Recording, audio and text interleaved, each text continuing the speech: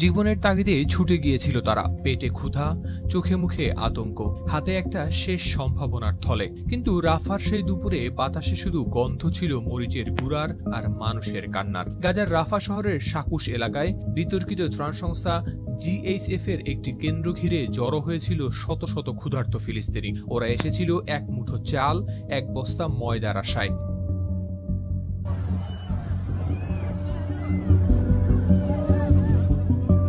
একটি ভিডিওতে ধরা পড়ে যায় সেই বিভীষিকা। তিনজন সশস্ত্র ইসরায়েলি সেনা, গায়ে কাঁধে বন্দুক, হঠাৎ মরিচের গুঁড়া ছুটতে শুরু করে। পুরুষ, নারী, এমনকি ছোট ছোট শিশুরাও সবাই দৌড়ে পালাতে থাকে। কারো মুখ কাপড়ে মোড়া, কেউ পিঠে তুলে নিয়েছে ময়দার বস্তা, আবার কেউ চোখে কিছুই দেখতে পাচ্ছে না মরিচের দহনে। ভিডিওটি তোলা হয় 10 জুলাই, ছড়িয়ে পড়ে 13 তারিখ। আল জাজিরার ফ্যাক্ট চেকিং টিম সানাদ নিশ্চিত করেছে ভিডিওর সত্যতা। ফিলিস্তিনের স্বাস্থ্য মন্ত্রণালয় জানায়, মে মাসের শেষ দিক থেকে এখন পর্যন্ত অন্তত 891 জন মানুষ খাবারের খোঁজে গিয়ে নিহত হয়েছেন।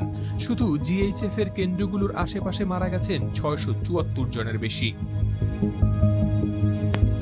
মাসের অবরোধ কিছুটা শিথিল হওয়ার পর থেকেই বিতর্কিত এই সংস্থা শুরু করে ত্রাণ বিতরণ। জাতিসংঘকে পাশ কাটিয়ে যুক্তরাষ্ট্র ও ইসরায়েলের প্রত্যক্ষ সমর্থনে চলছে এই কাজ।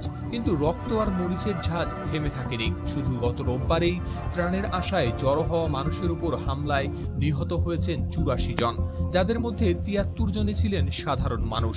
গাজার বাসিন্দা মাহমুদ মোকাইমার বলেন, তিনিও সেদিন গিয়েছিলেন খাবারের খোঁজে।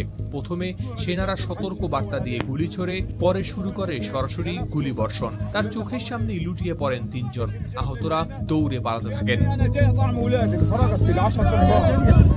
আরো ভয়ঙ্কর তথ্য জানায় স্থানীয় হাসপাতাল। 4 বছরের ছোট্ট শিশু রাজান মারা গেছেন অপুষ্টি ও অনাহারে। 35 দিন বয়সী আরেক নবজাতকও প্রাণ হারান অনাহারে।